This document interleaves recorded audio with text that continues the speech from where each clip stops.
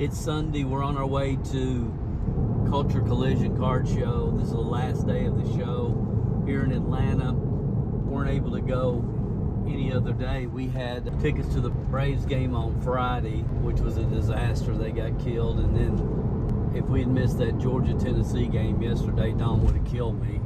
So we had to stay home for the Georgia game. So we're excited. We're going to be there when the doors open, and excited to see this show. I was there last year. This is the first time Don's been to this show, but we're hoping maybe to find some sets, and I'd love to find a Tiffany set, and we'll give you as much footage as we can. Talk to you soon. Not very many people here, and a lot of the dealers, they've either left and gone home or not set up yet.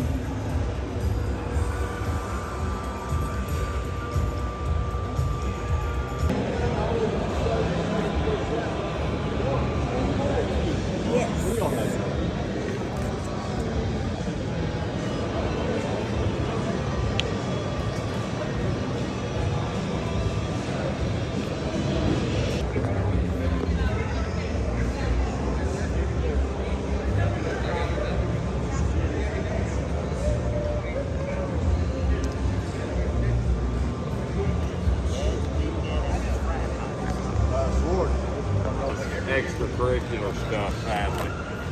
That's a great idea. Yeah, you love to see it. You love to see it.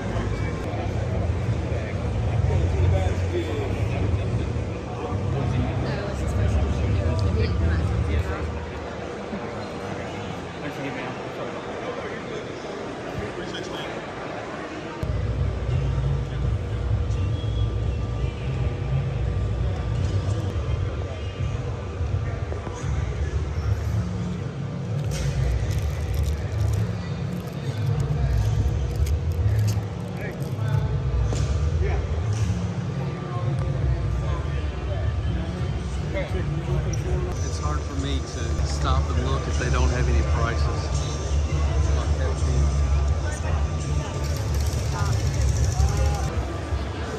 Get a couple chairs.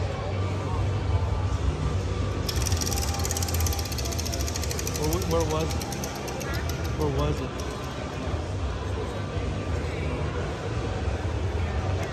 A lot of lookers, they said they're coming back.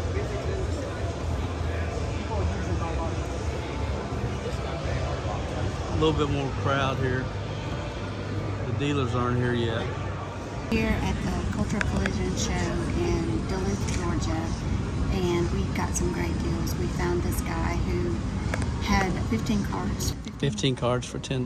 So we got a lot of Bowman rookies. We got Ellie, JJ McCarthy, Roman Anthony, and he also had a bunch of vintage cards that, I mean, they were all either stars or Hall of Famers, and we bought all of them. They were supposed to be $15, but Dale offered him 50 cents a card, so he took 50 cents a card for all of these. It was a really good deal. Yeah, really good. He was from Milledgeville, Georgia. Yeah.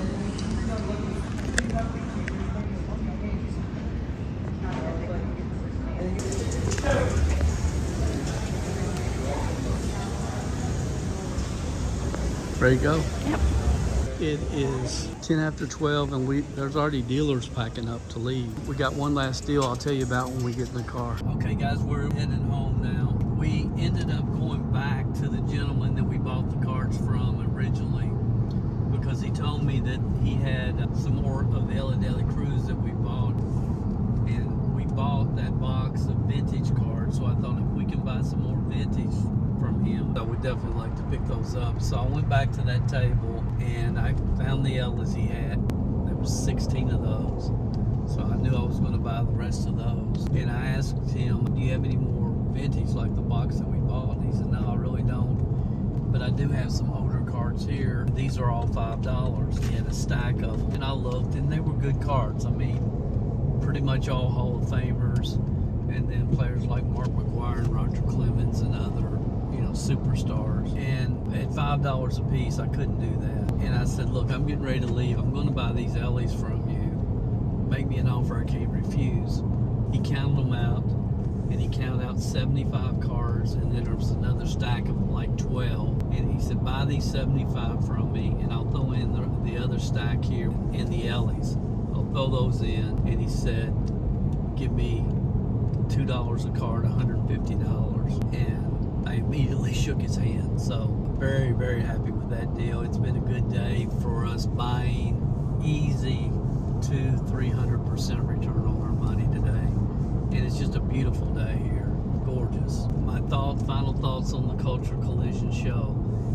Dealers were leaving at noon. When we left, there was dealers packing up, and there's a lot that didn't even come back for Sunday. So I don't know what happened on Friday and Saturday. I'm sure Saturday was probably the best day. I think they had trade night on Saturday night, but there wasn't a lot of people in attendance. So my suggestion, I think the next one is in January. Don't come for just Sunday. If you can get there on Friday or Saturday, you're probably going to be better off. And really, the bottom line, I think the admission to this show is too expensive, just honestly. But it's not going to keep serious people from coming, but it will prevent maybe some families from coming that might normally come. You know, I'm not complaining. We had a great day. We made some great buys. We're going to make a lot of money from what we did, what we purchased, because number one, we're willing to do the work, and number two, we're patient. We don't have to make all the money back in one day or 1 week or 1 month. But over time, this will be really good for us. So that's the wrap up. Culture Collision. Dawn, you got anything you want to add? The only other thing I would add is that I'm sure the reason the tickets were so high is because it was at a convention center. And when you go to a convention center kind of place, yes, it's very nice. You know, plenty of room. Who knows? Maybe there were a lot more dealers there Friday and Saturday, but I'm sure that's how he justifies the expense. It's just really hard, like you say, for families to afford that. So that would just be my final thought. It's a much nicer facility, much bigger place, and maybe that justifies the cost. What about on the cards we bought? Oh, on the cards we bought, I'm excited to see the last vintage deal that you did, because I was overlooking at some other cards. But yeah, I really enjoy doing the vintage stuff. I like looking at them, and to me it's just fascinating to hold a baseball card and list it that is older than we are. Yeah. We're old. Yeah. Yeah. Pretty cool. Yeah. Will we double our money? Oh, easy. Yeah. Could anybody double their money doing what we're doing? Yep. Are you sure? Oh, I'm positive. If you're willing to put the time in, absolutely. And it's fun. You know, it's something you can do when you're kind of turned off at night and don't want to do anything high stress. It's something easy to do, you know, in the evenings. Yeah, we'll head home and get everything processed and do it again. Yeah. Okay, guys, thanks for watching. We'll talk to you on the next one. Bye. Bye. Hey, it's Monday morning. We just did a review of the Culture Collision card show that was held here in Atlanta. We were there yesterday, and as I got thinking about it, calling Sunday a disaster was probably unfair. It was a disappointment from my standpoint, but I should have known Sunday's always a down day at card shows. So my expectations were not met, but it's on me probably, because I should have been there Friday or Saturday if I could have, if I wanted to see more dealers and so on and so forth. But I did want to give you a quick recap of just some of the things that we picked up. We ended up with probably buying, I think it was almost 700 cards. We've got a large lot that we're sending to ComC this week, and I just wanted to show you some of what we've listed. We did get a nice, probably 40 or 50 1967 tops that look beautiful, really nice condition for what we got. We got them at a great price. They'll go up on eBay probably this week, and we have a lot of other things that we have to get posted on the various sites that we sell cards, and some we'll put in our show boxes for shows that we do and so on and so forth. But I wanted to give you a couple of things that we picked up. See, we were listing some slabs last night, but this Roman Anthony, we ended up picking up 25 of this card. I got 25 of this J.J. McCarthy. I ended up getting about 45 of this particular Ellie card.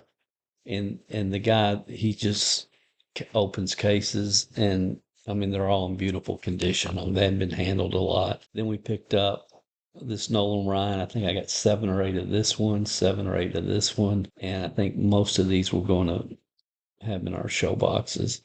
This Ripken, 7 or 8 of those, 12 of this Mark McGuire. We got about 9 of this card, probably 8 or 9 of this Roger Clemens. That's his second-year card. His Fleer second-year card, 4 or 5 of those, 4 or 5 of this Cal Ripken. See if there's anything else from this particular show. I don't think so. But we have a lot more to list. It was worth our time. It was worth the effort. I just had gone to Culture Collision last year, and I was there, I think, on a Saturday, and it was a lot more dealers and a lot more activity and a lot more things happening. Sunday was just, it wasn't a disaster, but it was definitely dead. I found it interesting, like Cards HQ had a couple of booths set up. It's here in Atlanta. They have staff, huge staff that works at Cards HQ, and there was nobody at those booths. So it was just disappointing from that standpoint. But the show overall, I would highly recommend it if you're within driving distance. It's one of those shows that everybody should probably go to at least once. It's like the Dallas Card Show or some of the bigger shows, but definitely get there on when it starts and be there for trade night and all that, which I didn't, and that was on me. So anyway, guys, I just wanted to add that to the end here. If you enjoy this type of content, please check out our YouTube channel. Everything that we do on this channel, the focus is teaching people how to implement systems and processes that will guarantee you profits. You know, if you start with a few hundred or a few $1,000s and you follow specific systems and processes, and you turn that few hundred into a few thousand, and then you take that $1,000 or a few $1,000s and you invest in what I call iconic cards that you know there's always going to be a market for. The King Griffey Jr. Upper Deck, I think we did a video on that recently. Yeah, here's a video we did just on this card. The Bo Jackson shoulder pads, Patrick Mahomes rated rookie, you know, any rookies from the GOATs. Iconic cards that will always have a history and be part of the culture of collecting. And then take the profits you make from iconic cards, and then if you want to buy wax or buy cases or speculate on Pete Crow Armstrong or Ellie De La Cruz, which I don't think is speculating, honestly. He's my number one PC, or Jackson Curio or whoever. Then you want to start buying numbered and colored cards and patch cards and get into the more high-end modern. You can do that with your profits that you've made as you follow through, as you go down this road, go down this path. So that's really the focus here. So a lot of the videos you'll see here on our channel are geared towards that. This is one we just dropped. I think this was our last one. We walked into a shop in Woodstock, Georgia, took $90, spent an hour, and we'll turn that $90 into $299 in future profits. And we give you examples over and over and over of how this can be done.